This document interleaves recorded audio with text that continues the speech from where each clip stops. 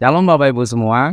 Banyak orang yang bertanya kepada saya tentang Wahyu 3 ayat 14. Dan tuliskanlah kepada malaikat jemaat di Laodikia, inilah firman dari Amin, saksi yang setia dan benar, permulaan dari ciptaan Allah. Nah, dari ayat ini muncul beberapa interpretasi atau penafsiran dari berbagai denominasi dan gereja Kristen Bapak Ibu. Termasuk sebuah pemahaman dan pengajaran Yesus itu diciptakan, dan banyak orang mengkaitkan ayat ini dengan Amsal 8 ayat 22. Tuhan telah menciptakan aku sebagai permulaan pekerjaannya, sebagai perbuatannya yang pertama-tama dahulu kala. Nah, kemudian ada juga yang mengkaitkan dengan 1 Korintus 1 ayat 24. Kristus adalah kekuatan Allah dan hikmat Allah.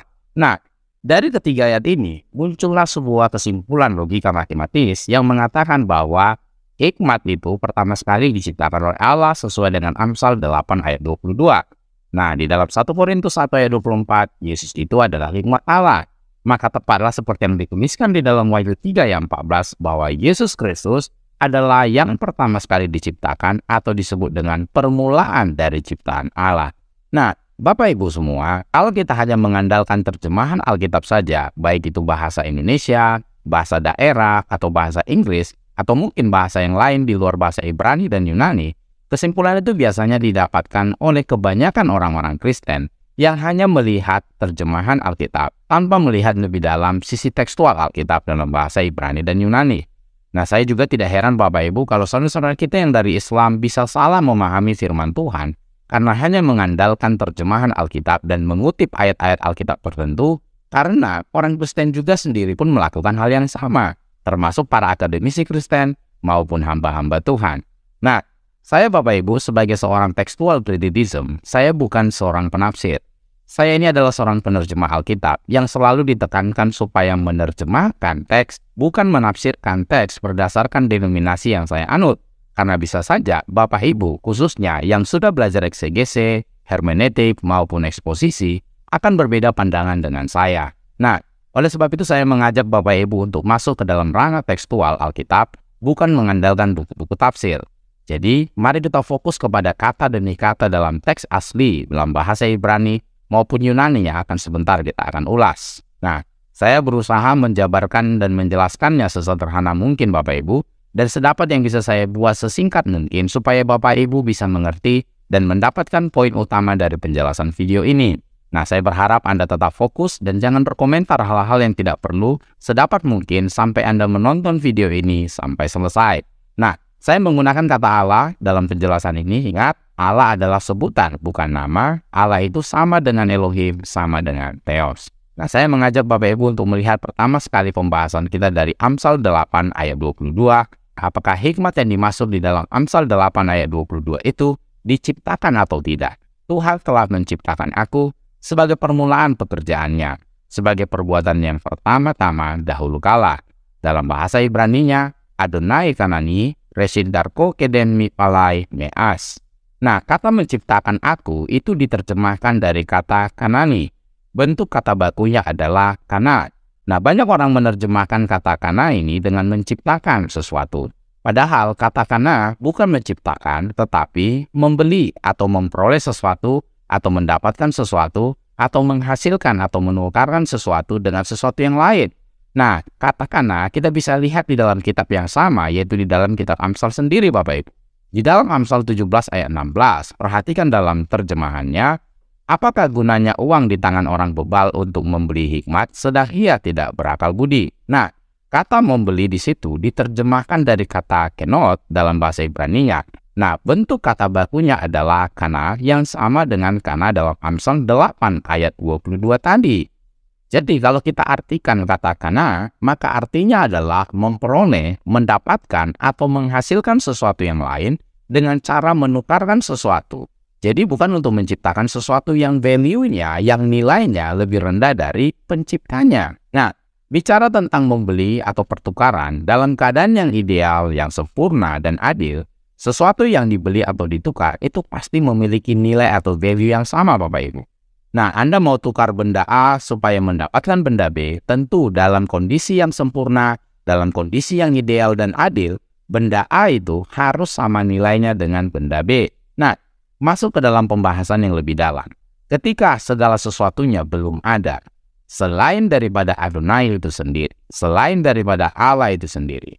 Maka dengan apa Adonai menukar sesuatu untuk mendapatkan hikmat sesuai dengan Amsal 8 ayat 22 tadi, yang nilainya sama dengan dirinya, kalau bukan dengan dirinya sendiri, Bapak Ibu?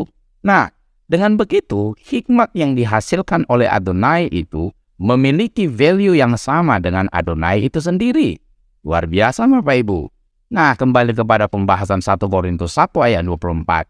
Yesus Kristus adalah hikmat Allah. Nah, hikmat yang disebutkan di dalam Amsal 8 ayat 22 itu memiliki value yang sama dengan Adonai. Itu sebabnya Yesus Kristus adalah hikmat Allah itu punya value yang sama dengan Allah. Sama-sama Allah. Itulah sebabnya konsep ketuhanan yang saya pahami secara tekstual, Bapak Ibu, punya dasar yang kuat. Definisi ketuhanan dan iman saya itu jelas berdasarkan teks Alkitab, bukan abu-abu.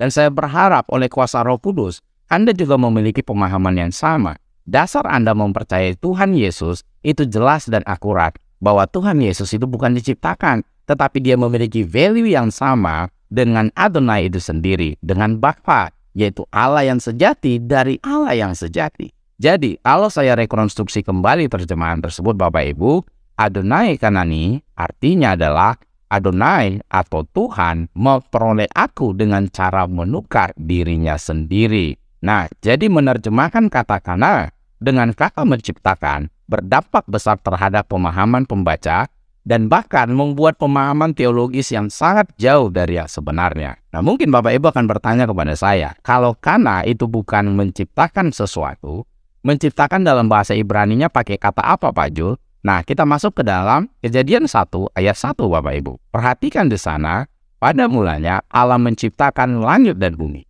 Kata menciptakan dalam teks Ibraninya adalah bara. Nah, kita bandingkan antara Amsal 8 ayat 22 dengan Kejadian 1 ayat 1. Perhatikan di sana, sama-sama menggunakan kata menciptakan, tetapi Anda bisa lihat sendiri, dua kata baku bahasa Ibrani yang berbeda diterjemahkan menjadi satu kata yang sama dalam bahasa Indonesia. Inilah yang bisa membuat orang Kristen salah memahami Alkitab. Jadi tidak heran Bapak Ibu, para hamba-hamba Tuhan, mungkin juga para akademisi Kristen, yang hanya mengandalkan terjemahan Alkitab saja, akan salah memahami Alkitab, karena terjemahan Alkitab memiliki keterbatasan. Yang satu menggunakan kana, yang satu menggunakan bara. Tetapi artinya sama-sama dibuat menciptakan. Jadi, Yesus Kristus adalah hikmat Allah yang sesuai dengan Amsal 8 ayat 22 tadi. Itu bukan diciptakan, tetapi dihasilkan oleh Allah yang value-nya sama dengan Allah. Nah, Bapak Ibu mungkin bertanya kepada saya, apakah ada penjelasan lain tentang bagaimana hikmat Allah itu ada atau terjadi, Pak Jul? Nah, kita lihat di ayat 25-nya. Di dalam Amsal 8 ayat 25, sebelum gunung-gunung tertanam dan lebih dahulu daripada bukit-bukit, aku telah lahir. Perhatikan kata aku telah lahir, itu diterjemahkan dari kata Ibrani olaleti. Kalau kita lihat lebih dalam lagi dalam teks Septuagint, dalam teks Septuagint menggunakan gename yang artinya adalah dia memperanakan aku. Luar biasa Bapak Ibu. Dua poin yang kita bisa dapat tentang identitas hikmat ini Bapak Ibu. Bahwa Yesus Kristus sebagai hikmat Allah itu adalah anak Allah. Allah yang keluar dari Allah sesuai dengan Yohanes 8 ayat 42. Puji Tuhan, semakin clear bahwa Yesus adalah hikmat Allah yang setara yang memiliki value yang sama dengan Allah dan dia diperanakkan oleh Allah. Nah, untuk Bapak Ibu yang dari Islam, pemahaman Allah beranak dan tidak diperanakkan itu jangan dimasukkan dalam pemahaman ini. Dan saya berharap Anda tidak mengomentari hal ini karena pemahaman Allah tidak beranak dan tidak diperanakkan dalam Islam itu berbeda. Karena di dalam Islam, Allah tidak beranak karena tidak memiliki istri. Berbeda dengan pemahaman Yahudi dan Kristen. Nah, kembali kepada Bapak Ibu yang Kristen. Allah yang keluar dari Allah atau Tuhan yang keluar dari Tuhan, itulah yang disebut dengan anak Allah. Jadi Bapak Ibu, saya sudah tunjukkan tadi, teks-teks Ibrani dan Yunani serta keterbatasan dalam terjemahan Alkitab, bahwa Yesus yang adalah sang hikmat itu bukan diciptakan. Tetapi dia memiliki value nilai yang sama dengan Adonai itu sendiri. Dan dia diperanakkan keluar dari Elohim. Dua hal yang kita bisa dapat dalam pembahasan ini. Yesus sebagai hikmat Allah, dia memiliki value yang sama dengan Elohim itu sendiri. berdasarkan kata kana dalam teks Ibraninya. Dan selanjutnya kita juga sudah belajar tadi bahwa Yesus sebagai hikmat Allah diperanakan oleh Allah. Ingat, pemahaman Allah beranak itu tidak sama dengan pemahaman Islam yang mengatakan bahwa tidak mungkin Allah beranak karena tidak memiliki istri. Saran saya kepada Bapak Ibu semua, upayakan memahami teks asli Alkitab, bukan hanya mengandalkan terjemahan Alkitab saja, karena tidak ada terjemahan Alkitab yang sempurna. Demikian yang bisa saya sampaikan Bapak Ibu, semoga menjadi berkat, menambah pengetahuan dan wawasan kita, pengenalan kita yang benar akan Tuhan yang benar, dan semakin membuat iman kita bertumbuh baik di dalam Tuhan yang benar, yang semuanya itu dikerjakan oleh roh kebenaran, yaitu Roh Kudus, yang memeteraikan kita sampai akhir zaman. Dan jangan benarkan yang biasa, tapi biasakanlah yang benar. Tuhan Yesus memberkati.